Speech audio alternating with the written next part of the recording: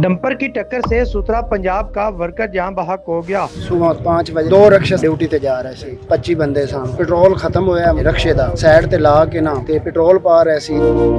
नाज़रीन, इस वक्त मैं उस मुकाम पे मौजूद हूँ जहाँ पर ये रोड एक्सीडेंट हुआ है और इसके मेरे पीछे आप देख सकते हैं कि यहाँ पर एहतजाज किया जा रहा है। थाना सैयद वाला की पुलिस भी यहाँ पे मौजूद है और लवाकिन भी यहाँ पे मौजूद हैं।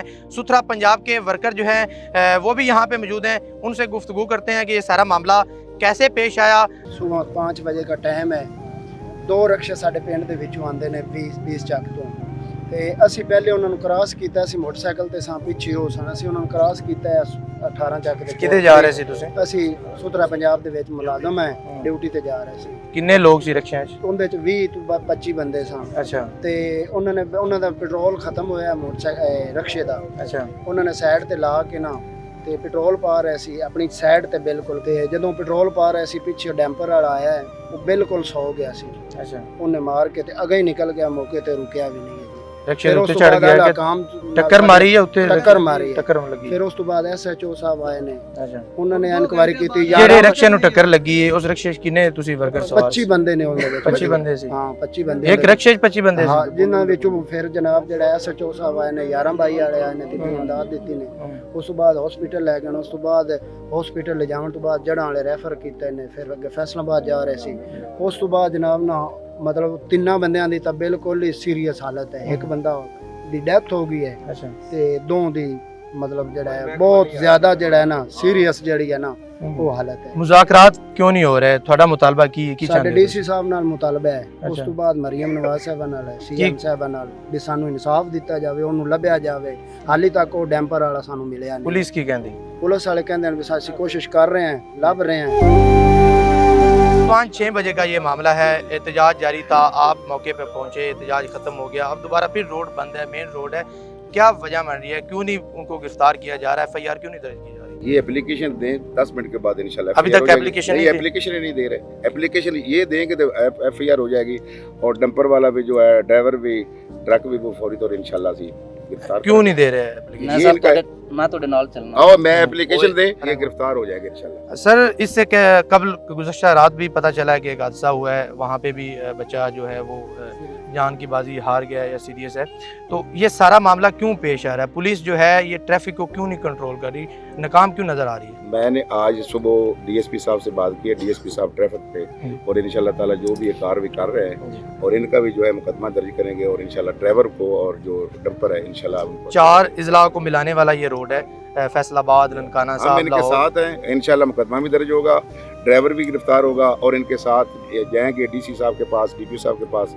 ये अच्छे लोग हैं तो इंशाल्लाह हम इनकी मदद करेंगे। तेज रफ्तार जो गाड़ियाँ गुजरती हैं उनकी रोकथाम के लिए क्या करें? ये 279 के मुकदमे ही है और इंशाल्लाह मैंने सख्ती के साथ DSP साहब से बात की है ट्रैफिक पे और इंशाल्लाह ताला ज़्यादा से ज़्यादा मुकदमे दर्ज। बैंक खोल के 9 बजे सारा चेक करके मेरी जिम्मेदारी है सर। इस गल ਨੂੰ ਘੰਟਾ ਹੋ ਗਿਆ, 5-4 ਘੰਟੇ। चलो भाई, ये ਕੀ ਕੀਤਾ ਹੈ? पुलिस ਦਾ ਕੰਮ ਦਰਖਾਸਤ ਦਿਓ। 2 ਘੰਟੇ ਬਾਅਦ ਤੁਸੀਂ ਇੱਥੇ ਆਏ। ਭਾਈ ਮੇਰੀ ਗੱਲ ਸੁਣ, ਕਤਲ ਵੀ ਹੋ ਜਾਂਦਾ ਹੈ ਤਾਂ ਸਭ ਤੋਂ ਪਹਿਲੇ ਐਪਲੀਕੇਸ਼ਨ ਦਿਓ, ਪਰਚਾ ਹੁੰਦਾ ਹੈ, ਉਸ ਤੋਂ ਬਾਅਦ ਅੱਗੇ ਸਾਡਾ ਕੰਮ ਹੈ ਬੰਦੇ ਟ੍ਰੇਸ ਕਰਨਾ। 2 ਘੰਟੇ 4 ਘੰਟੇ ਗੁਜ਼ਰ ਗਏ ਨੇ, ਕੋਈ ਤਾਂ ਐਪਲੀਕੇਸ਼ਨ ਦਿਓ। ਟੈਂਪਰ ਦਾ ਨੰਬਰ ਹੈ ਜੀ, ਟੈਂਪਰ ਦਾ ਨੰਬਰ ਵੀ ਮਾਲੂਮ ਹੈ, 45 ਨੰਬਰ ਦਾ ਨੰਬਰ ਵੀਡੀਓ ਨਹੀਂ ਲਈ ਕੋਈ। ਸਾਰਾ ਕੋਈ 9 ਵਜੇ ਬੈਂਕ ਖੁੱਲ ਗਏ ਨੇ, ਹੁਣ 9 ਵਜੇ ਹੋਏ। ਅਸਲ ਵਿੱਚ ਸਾਡਾ ਜਿਹੜਾ ਬੁਨਿਆਦੀ ਮੁਤਾਲਬਾ ਹੈ ਮੈਂ ਕਹਿੰਦਾ FIR ਮੇਰਾ ਤਾਂ ਦਿਲ ਹੈ ਕਿ ਅੱਧੇ ਘੰਟੇ ਚ ਹੋ ਜਾਏ। और की मुतालबा है थोड़ा? ਅਸਲ ਬੁਨਿਆਦੀ FIR घर बैठी भी हो जाती है। नामजद FIR करवाना, थाने जाओगे तो होगी। नामजद FIR करवाने से ना बिल्कुल जान तैयार हाँ। अगर ये नामजद करनगे खुद तैयार हाँ। नामजद ਦਾ ਮਤਲਬ SHO ਕਹਿੰਦਾ ਹੈ ਕਿ ਤੁਸੀਂ ਐਪਲੀਕੇਸ਼ਨ ਨਾਮ ਦੇਵੋਗੇ, ਮਾਲੂਮ ਨਹੀਂ ਹੋਵੇਗੀ।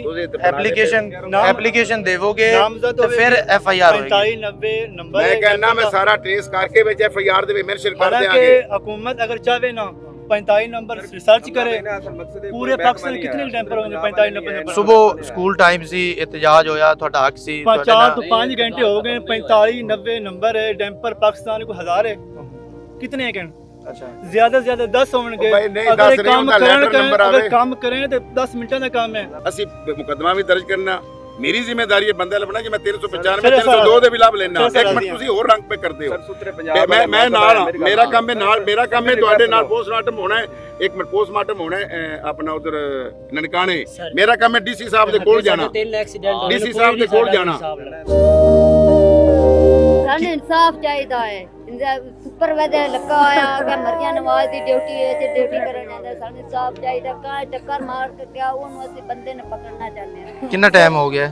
ਇਹਨੂੰ ਹੋ ਗਿਆ ਕਿ 5 ਵਜੇ ਦਾ 5 ਵਜੇ ਦਾ ਟਾਈਮ ਹੈ ਅੱਛਾ 5 ਵਜੇ ਆਇਆ ਇੱਥੇ ਰੱਖੇ ਜੋ ਇੱਥੇ ਰਾਤ ਤੇ ਐਕਸੀਡੈਂਟ ਹੋ ਗਿਆ ਇੱਥੇ ਕੁਰਕਟ ਹੋ ਗਿਆ ਡਿੱਗਦਾ ਨਾਲ ਹੀ ਕੁਰਕਟ ਹੋ ਗਿਆ ਜਿਵੇਂ ਫੈਸਲਾਬਾਦ ਨੂੰ ਲਿਜਾਂਦੇ ਬੱਤਿਆਂ ਇੱਥੇ ਸਾਹ ਇਹਦਾ ਮੁੱਕ ਗਿਆ ਕਿੰਨੇ ਬੱਚੇ ਸੀ ਇਹਦੇ? ਉਹਦੇ ਅਗਰ 4 ਬੱਚੇ ਨੇ ਕੁੜੀ ਤਿੰਨ ਮੁੰਡੇ ਨੇ ਅੱਛਾ ਕੁਝ ਉਹ ਜਿਹਦੇ ਜੌਬ ਕਰ ਰਿਹਾ ਸੀ ਨੌਕਰੀ ਕਰ ਰਿਹਾ ਸੀ ਉਹਦੇ ਕੋ ਮੁਤਲਕਾ ਅਫਸਰ ਆਏ ਨੇ ਤੁਹਾਡੇ ਕੋਲ ਅਜੇ ਤੱਕ ਨਹੀਂ ਆਏ? ਨਹੀਂ ਆਇਆ ਹਾਲੇ ਤੇ ਨਹੀਂ ਆਇਆ ਨਹੀਂ ਆਏ? ਨਹੀਂ ਆਇਆ ਕੋਈ ਕਿਸੇ ਫੋਨ ਕੀਤਾ ਹੋਵੇ ਤੁਹਾਨੂੰ ਕੋਈ? ਨਹੀਂ ਸਾਨੂੰ ਨਹੀਂ ਪਤਾ ਕਿਸੇ ਨੂੰ ਇਹ ਤਾਂ ਮੈਂ ਵੇਖਿਆ ਤੂੰ ਦੇ ਮੁਤਲਕਾ ਜਿਹੜੇ ਜ਼ਿੰਮੇਦਾਰਾਂ ਸੀ ਇਤਜਾਜ ਕਰ ਰਹੇ ਸੀ ਸੁਬਹ ਨਹੀਂ, ਉਹ ਉਹਨਾਂ ਦੇ ਨਾਲ ਦੇ ਆਣਗੇ ਜਿਹੜੇ ਨਾਲ ਡਿਊਟੀ ਕਰਦੇ ਆਣ ਨਾ ਅੱਛਾ। ਉਹ ਉਹਨਾਂ ਦੇ ਨਾਲ ਆਣਗੇ ਅਜੇ ਤੱਕ ਜ਼ਿਲ੍ਹਾ ਇੰਤਜ਼ਾਮੀਆਂ ਦੇ ਕੋਈ ਬੰਦੇ ਕੋਈ ਅਫਸਰਾਨ ਜਿਹੜੇ ਤੁਹਾਡੇ ਤੱਕ ਆਏ ਨੇ? ਕੋਈ ਨਹੀਂ ਆਏ।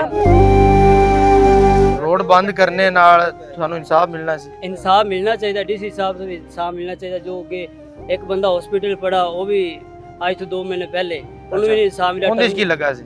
ਉਹਦੇ ਚ ਵੀ ਸਾਫਾ ਵਲਿਆ ਗਿਆ ਥੱਲੇ ਅੱਛਾ ਉਹਦਾ ਵੀ ਐਕਸੀਡੈਂਟ ਹੋਇਆ ਉਹਨੂੰ ਟਰਮੀਨੇਟ ਕੀਤਾ ਗਿਆ ਦੁਬਾਰਾ ਬੰਦਾ ਰੱਖਿਆ ਗਿਆ ਜਿਹੜਾ ਬੰਦਾ ਮਰਿਆ ਜਾਂਦਾ ਜਾਂ ਐਕਸੀਡੈਂਟ ਨਾਲ ਚਲਾ ਜਾਂਦਾ ਉਹਦਾ ਟਰਮੀਨੇਟ ਕੀਤਾ ਜਾਂਦਾ ਦੁਬਾਰਾ ਬੰਦਾ ਰੱਖਿਆ ਜਾ ਰਿਹਾ ਹੁਣ ਕੀ ਚਾਹੁੰਦੇ ਹੋ? ਤੁਹਾਡਾ ਕੀ ਮੁਤਾਲਬਾ ਹੈ?